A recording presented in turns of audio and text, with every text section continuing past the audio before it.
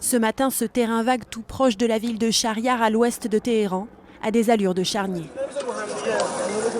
Dès le lever du jour, les secours transportent des corps éparpillés, rassemblent des valises et des morceaux de tôle. C'est tout ce qu'il reste du Boeing 737 de la Ukrainian International Airlines. L'appareil s'est écrasé peu après avoir décollé de l'aéroport de Téhéran.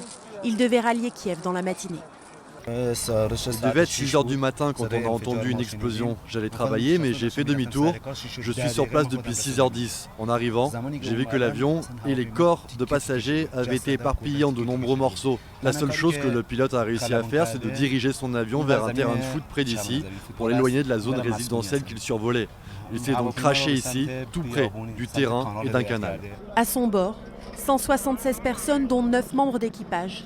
Tous sont morts selon le président ukrainien, malgré l'arrivée rapide d'une dizaine d'ambulances et d'hélicoptères de secours. Volodymyr Zelensky parle d'une terrible nouvelle et présente ses condoléances aux familles. L'ambassade cherche désormais à établir les circonstances exactes de ce crash. Selon leur première constatation, les médias iraniens parlent d'un problème technique. L'avion aurait pris feu pour des raisons encore inconnues, quelques minutes seulement après son décollage.